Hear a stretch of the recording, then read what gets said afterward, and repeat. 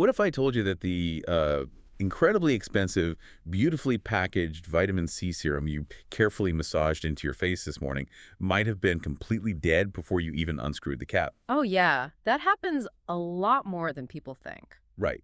Like, you think you're investing in cellular renewal, but there is a very real chance you are just, rubbing inert oxidized liquid onto your skin. I mean, it sounds alarming, but when you actually look at the chemical stability of these formulas, it happens constantly. It's crazy. Consumers are essentially paying a massive premium for a placebo effect simply because they don't know how to read the structural mechanics of a product. Welcome to the Deep Dive, everyone. Our mission today is to take you, the listener, and fundamentally rewire how you look at the products on your bathroom counter. Exactly. We want to give you the tools to actually understand what you're buying. We want to transform you from a passive consumer, someone who is susceptible to neon-lit pharmacy marketing, into a highly informed skincare detective. I like that. Skincare detective. Right. To do that, we are tearing into a fascinating piece of source material. It's a comprehensive guide to skincare formulation, published in May 2026 by Laurent Fabian. He's the founder of the wellness innovation company Ingredientsage, for context. And we should be really clear about what this document is. It is not like a glossy magazine editorial or a standard consumer blog post. No, not at all. This is a manufacturer's blueprint. It is the literal playbook used by private label brands and contract labs to design the products that dominate the market today. It's the real deal. It really is. It strips away all the marketing language and looks purely at chemical efficacy, degradation, and the shifting regulatory landscape. Okay, let's unpack this, because I think we're all exhausted by the marketing fluff. We want to know what actually belongs on our faces and, more importantly, why it works. Absolutely. The why is the most important part. So let's start at the top of the formulation hierarchy with the active ingredients. The source breaks these down into what I view as, like, the divas and the workhorses. The divas and the workhorses. I love that. Let's look at the ultimate diva, which is vitamin C, specifically L-ascorbic acid. Oh, definitely the biggest diva in skincare. The guide champions it for brightening the skin and supporting collagen, but it notes that it requires an exact pH of 3.5 to 3.8 and usually needs ferulic acid. So why is it so demanding? Well, it comes down to how the molecule interacts with your skin's natural defenses. The outermost layer of your skin is lipid-based, meaning it's oily. Right. And L-ascorbic acid is water-soluble. Normally, oil and water repel each other. Like salad dressing. Exactly. But if you drop the pH of the formula down to that highly acidic 3.5 range, it actually alters the electrical charge of the vitamin C molecule. Oh, interesting. Yeah, it essentially cloaks it, allowing it to bypass that lipid barrier and actually penetrate the skin. So if a brand formulates it at a comfortable neutral pH so it doesn't sting your face, it just sits on the surface doing absolutely nothing. Pretty much. It cannot bypass the barrier. Furthermore, vitamin C is an antioxidant, which means its entire job is to neutralize free radicals. And free radicals are the bad guys. Right. For context, free radicals are unstable molecules missing an electron. They aggressively roam around trying to steal electrons from your healthy skin cells. Which is what causes premature aging and damage. Exactly. So vitamin C protects you by eagerly donating its own electrons to those free radicals. That makes it sound incredibly heroic, honestly. It is, but, that eagerness is its downfall. Because it is so desperate to donate electrons, it will react with the oxygen in the air or the UV light in your bathroom the second you open the bottle. Oh, wow. So it just sacrifices itself immediately. Yeah. That's why the guide insists on ferulic acid. It acts as a chemical stabilizer to slow that down. So I picture vitamin C like this brilliant but impossibly demanding pop diva. Okay, I see where you're going with this. Like when she gets on stage, she delivers a show-stopping performance. But she will only perform if the dressing room is absolutely flawless. Right, the temperature has to be perfect. Exactly. The temperature is exact. The lighting is right. She needs her very specific entourage, which is the ferulic acid. That's a great analogy. If the dressing room door is left open and oxygen gets in, she just walks out. The show is over. That dressing room is the packaging and the pH buffer. What's fascinating here is how this completely upends standard consumer behavior. People walk into a store and obsess over the percentage. Oh, totally. They demand the 20% vitamin C instead of the 10%. Right, but if that 20% solution is housed in a clear glass bottle with a dropper that, pumps air into the formula every single morning. The percentage is completely irrelevant. Completely irrelevant. It is actively oxidizing. It breaks down into a completely different inactive compound called dehydroascorbic acid. So you're just paying for fancy water at that point. Basically, the source proves that the dressing room, the airless pumps, completely opaque bottles, and strict pH buffering is what actually determines if the molecule is alive by the time it reaches your skin. Putting dead diva juice on your face every morning is a tragic waste of money. Dead diva juice. Yeah, that sums it up. Now let's contrast that high drama with the workhorses. The guide points to niacinamide and peptides. The real heavy lifters. Right. I'm looking at the section on peptides, formulated around 1 to 5%, and honestly, I always assumed peptides was just a clever marketing buzzword. A lot of people do. But this document treats them as foundational. What are they actually doing? Well, peptides are essentially short chains of amino acids, which are the building blocks of proteins like collagen and elastin. Okay. When collagen naturally breaks down in your skin, it releases these tiny fragments. Formulators discovered that by applying synthetic peptides topically, you can trick your skin into thinking a massive collagen breakdown has just occurred. Oh, wow. So it's a trick. Exactly. The skin panics in a good way and responds by manufacturing fresh new collagen to repair the imaginary damage.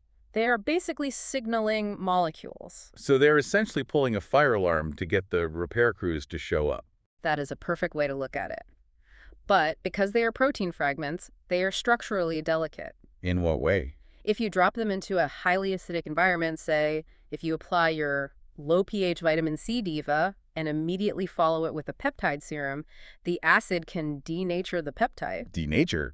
Like destroy it? It physically unfolds the protein chain, the fire alarm breaks, and the signal never gets sent. Which means we are actively canceling out our own expensive products just by layering them wrong. It happens all the time. We will definitely get into the actual protocol for that later because people need to know how to layer. Oh, absolutely. But first, understanding how to brighten the skin with vitamin C or gently support it with peptides is crucial surface-level maintenance. What happens when you want to fundamentally remodel the architecture of your skin? Moving from surface maintenance to structural renovation requires an entirely different class of ingredients. The big guns. The big guns. And in the skincare world, the absolute gold standard for remodeling is the retinoid family. Yeah, the source breaks down retinoids, things like retinoic acid, retinaldehyde, and retinol. Right. These are the heavy lifters for anti-aging. They accelerate cell turnover. But the guide is very clear. They come with a serious risk of irritation, peeling, and redness. Which is why so many people give up on them. Exactly. Yeah. To counter this, the document highlights a plant-based alternative called bakuchiol, offering retinoid-like benefits over a longer timeline.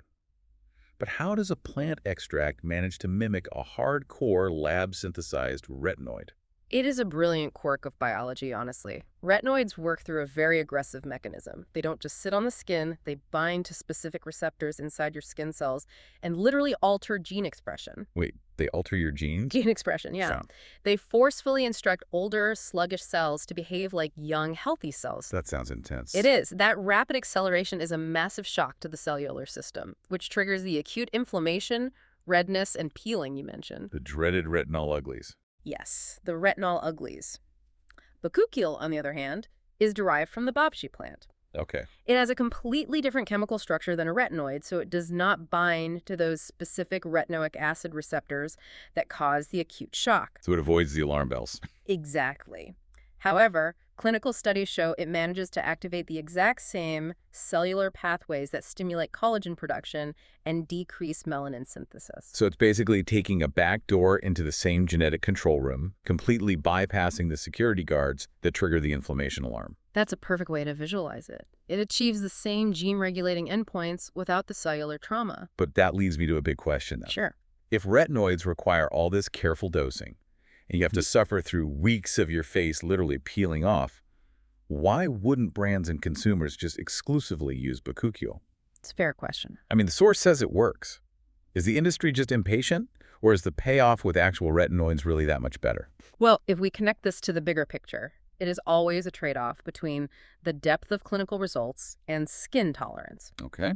Bakuchiol is fantastic for sensitive skin, But the clinical data over decades firmly establishes retinoids as the undisputed champion for profound structural skin remodeling. So it just works better. It's much more powerful. Bakuchiol will give you beautiful incremental improvement. It's like a scenic, slow drive. Retinoids are a high-speed rail that forcefully remodels the dermis. Right. But you are absolutely right that speed causes collateral damage to the skin barrier. And that collateral damage brings us to ceramides, which the source emphasizes you need at 0.5 to 3%. Crucial ingredient. Skincare brands always use that brick and mortar analogy for ceramides. You know, the skin cells are the bricks, ceramides are the mortar holding it together. It's a bit cliche at this point. It is very overused. What is actually happening chemically when we strip that away? The brick and mortar analogy is popular, but it misses the dynamic physics of the skin. Let's look at it through the lens of transepidermal water loss, or TEWL. TEW, right. Ceramides are natural lipids, so fats, that make up about 50% of your skin barrier. They don't just sit there like static mortar. They create a highly complex waterproof matrix. The waterproof matrix. Okay. When you use aggressive remodelers like retinoids, you are structurally thinning the outermost layer of dead skin. You are literally dissolving that waterproof matrix. So the water is just constantly evaporating out of your face into the air. Continuously. And when hydration drops below a certain threshold, the enzymes in your skin that facilitate natural exfoliation stop working. Wait, really? So your skin stops shedding naturally? Exactly. The skin becomes rigid, microscopic cracks form, and environmental bacteria flood in. That triggers chronic systemic inflammation. That sounds like a disaster. It is. The most sophisticated private label formulations in this 2026 guide don't just sell you the active that tears the skin down. They mandate ceramides to simultaneously plug those microscopic leaks and halt the evaporation. Okay, so we've brightened the skin with our Diva, we've forcibly remodeled the architecture with retinoids, and we've waterproofed the whole thing with ceramides. That's a solid routine. But there is a massive biological consequence to thinning that outer layer of skin with retinoids, right? You're removing the skin's natural, albeit weak, defense against UV rays. Oh, absolutely. Leaving it exposed to the sun doesn't just unravel your hard work, it actively accelerates sun damage. Sun protection is the ultimate shield.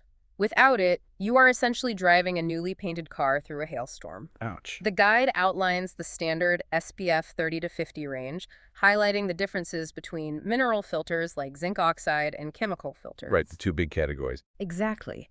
Mineral filters physically sit on top of the skin and deflect UV rays, whereas chemical filters absorb the UV rays, convert them into heat, and release them from the body. Wait, hold on.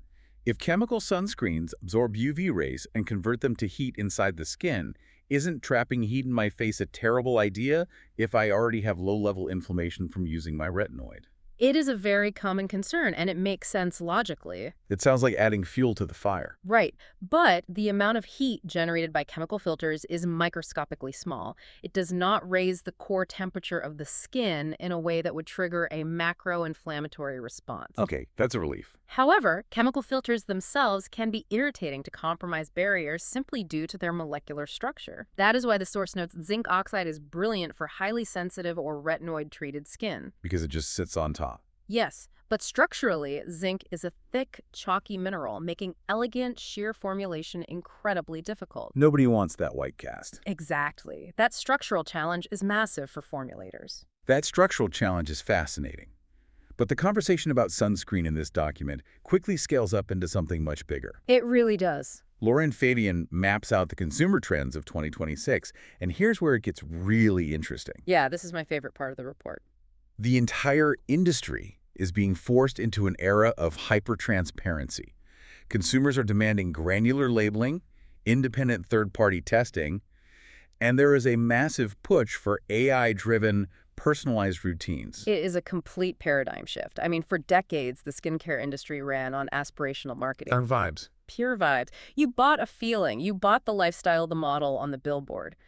By 2026, this document shows that model is totally obsolete. I read this section and immediately thought of the 2026 skincare consumer as like a venture capitalist. A venture capitalist. I like that. They are not wandering into a department store and casually buying a cream because the packaging is pretty. Yeah. They are demanding to see the brand's receipts before they invest a single dollar. Show me the data. Exactly. They want the safety data files, the independent lab audits, and the full allergen disclosures. Well, this raises an important question. Who is actually driving this structural change? Good point. Is it regulatory bodies in the US and the EU forcing brands to comply with tighter rules around fragrance allergens? Or is it a highly educated consumer base utilizing data to demand what industry insiders call psychosocial signals of safety? Psychosocial signals of safety. What does that actually look like in consumer behavior? It means that when a consumer picks up a bottle, features like a clean ingredient list, clear sourcing data, and sustainable, refillable packaging don't just communicate ecological responsibility. They mean something deeper. They act as psychological cues. They signal to the consumer, this brand is scientifically rigorous, they are not cutting corners, I am safe from corporate negligence here. Oh. The blueprint proves that contract manufacturers are pivoting because the consumer's wallet is demanding that documented rigor. And how does the AI-driven personalization fit into that need for safety? It removes the guesswork. Instead of a consumer reading a box and hoping it matches their skin type, 2026 trends point toward utilizing biometric data. Like smart devices. Exactly.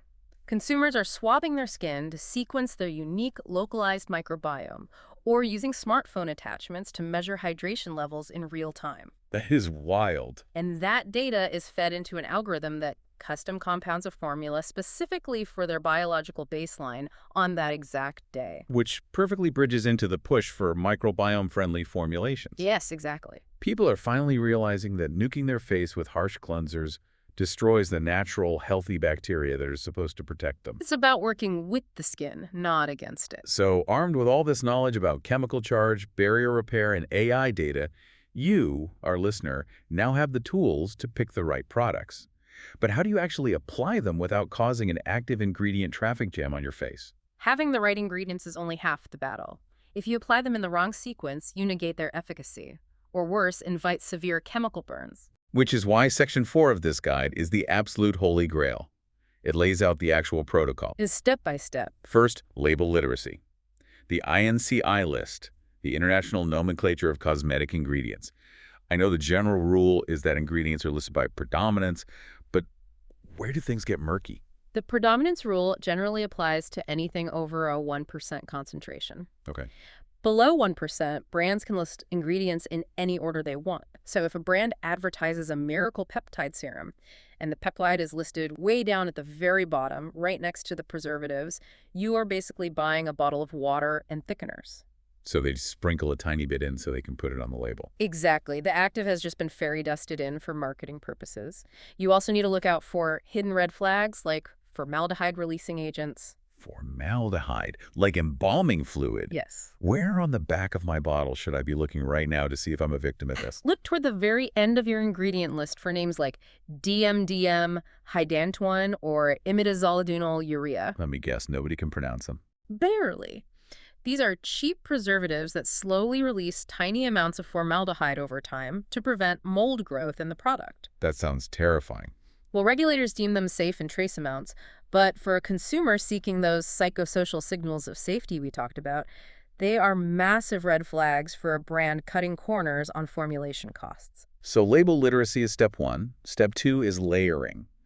The guide emphasizes moving from light textures to heavy textures based on molecular weight. The golden rule of layering. You start with your cleanser, then a liquid toner, then you apply your water-based antioxidant serum, like our vitamin C Diva, because it needs to penetrate quickly. Exactly. You follow that with your heavier ceramide moisturizer. I think about it like putting a lid on a simmering pot of water. I love that. That is a much more accurate visualization than the winter coat analogy people often use. Oh yeah, the base layers and the heavy coat. Right. Heavy moisturizers and sunscreens contain occlusives. They literally form a physical seal over the skin. If you apply a watery, low molecular weight serum on top of a heavy ceramide cream, it's like pouring liquid on top of a sealed pot lid. Just splashes off. The serum molecules physically cannot bypass that lipid seal to reach the water boiling inside. They just sit on the surface of your face and evaporate into the room. So the simmering pot layering makes total sense. But I have a serious bone to pick with the final part of this protocol. Let me guess. The patch testing. The patch testing cadence, the source, outlines this incredibly tedious schedule. It is rigorous. It instructs you to apply a new product to your inner forearm for 24 to 48 hours. If you're fine, you move it to your jawline for another 48 to 72 hours. And then finally, you introduce new actives to your whole face only every 3 to 5 days. Yep, that's the gold standard protocol. You and I both know the average person does not have the patience for a 6-day, multi-stage patch test before putting a shiny new serum on their face.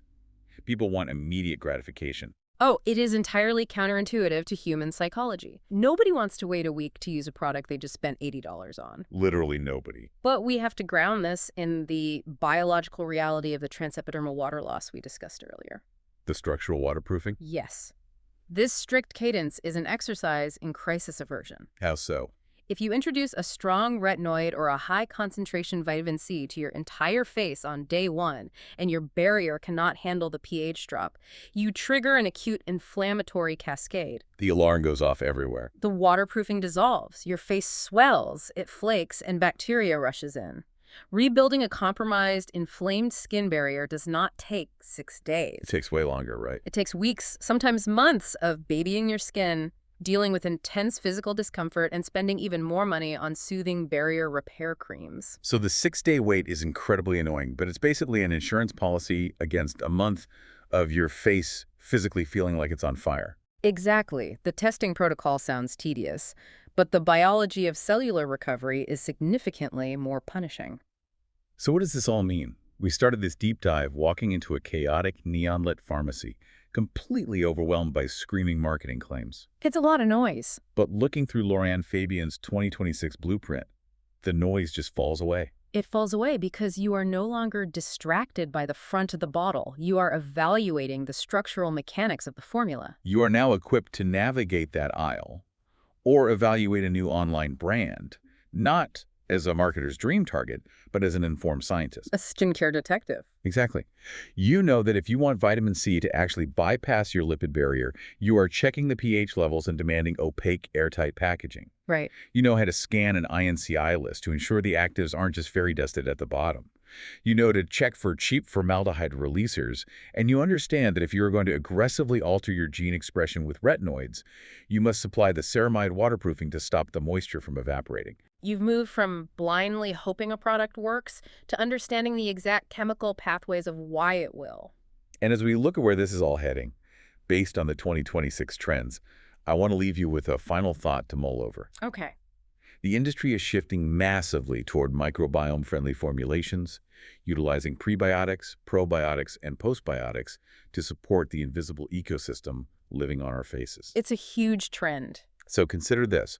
What if the future of skincare isn't about applying sterile, lab-made chemicals to our skin at all? I love this idea. What if, in the very near future, our skincare routine looks a lot more like gardening? What if we are literally farming and feeding a living, invisible ecosystem of bacteria and letting them do all the anti-aging, remodeling, and protecting for us? It completely redefines what it means to take care of your skin. It is a profound paradigm shift, from chemical engineering to biological farming. Next time you reach for that sleek glass dropper, remember you have the blueprint now. Keep looking past the labels and keep protecting that barrier.